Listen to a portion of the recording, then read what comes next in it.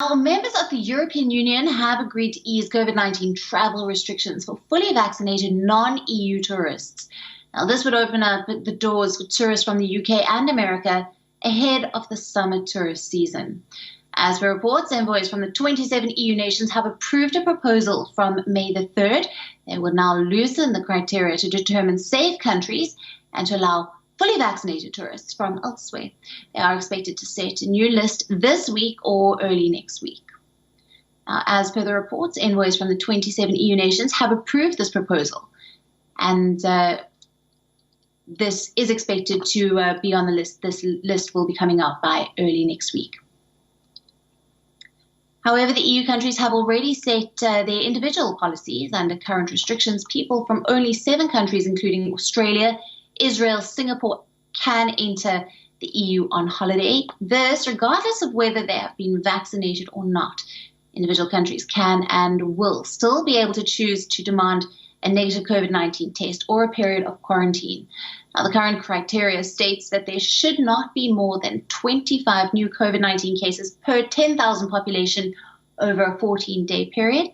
It also mentions that the trend should be stable or decreasing, and there should be sufficient numbers of tests which would need to show a minimum percentage of negative results. For inoculated people to gain access, they would need to have received an EU-approved vaccine, and these people should have received the final dose at least 2 weeks before travel. That's 14 days.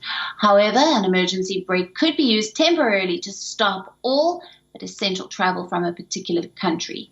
Now, this is to limit the risk of more infections and more infectious coronavirus variants entering the EU.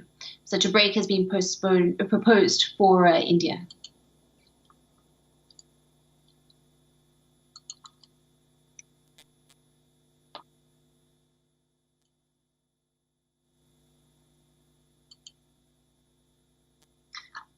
Now, we are being joined by our WION correspondent, Stuart Smith, joining us live from Brussels. Good to speak with you, Stuart. When can we expect the official easing of these norms? Well, quite possibly as early as today. The Council of Europe are the people that have to sign this off. They consist of the foreign ministers of the various European member states, and they'll be the ones to make the final decision. But the ambassadors have already done the legwork. The ambassadors have already come to an agreement that this is both something the EU wants to do, feels is the right time to do, and would like to get on and do it. Getting tourists back into the European Union is a major priority for all of the member states, but particularly ones which rely on tourism as a major part of their economy, like Portugal and Greece. And without joined up thinking, without joined up rules, such as what are being proposed, some countries have already started to go it alone. For example, Portugal and Greece allowing UK travellers, which is no longer in the EU, allowing these UK travellers to enter their countries without quarantining at all, because the UK situation is so good compared to the rest of the European Union in terms of the number of new cases of infection per day. But the details do still have to be worked out. We believe at the moment the European Council is looking at a limit of 75 per 100,000 people. So if your country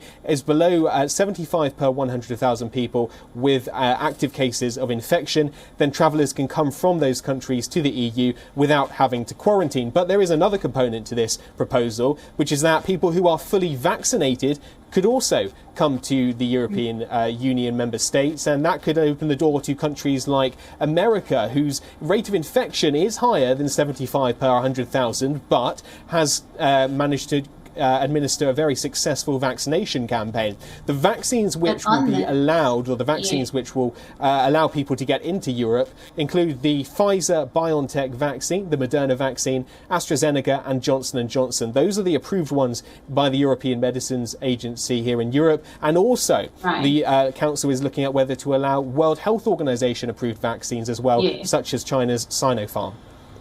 Well, on this, the EU says that they have only approved the jabs that are approved by the EU. This, of course, will limit tourist inflow to an extent.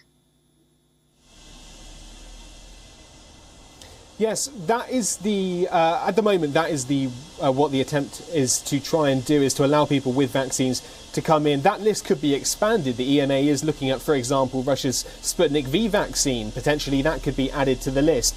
Now, this criteria does allow for some joined-up thinking across Europe, but states, if they choose to, can take a more conservative approach. Member states have ultimate control of their borders, and they could say, for example, they want slightly stricter rules. They could also say that from certain countries they would require tests to be presented, negative COVID tests, or some degree of quarantine. One thing that is part of this proposal is something called the emergency brake mechanism, which allows the EU to respond really quickly should there be, for example, a new variant of concern discovered in one of these otherwise seemingly safe countries, so that instantly travellers can be prevented from coming to those places. So it's a proposal with a lot of opportunities for getting tourists back into Europe, but also the mechanisms there to stop people entering Europe if it seems like that would be a bad idea. But the World Health Organization's Director of Europe is already saying this is too premature, despite the fact that European member states really would like tourists to come back as soon as possible. The World Health Organization warning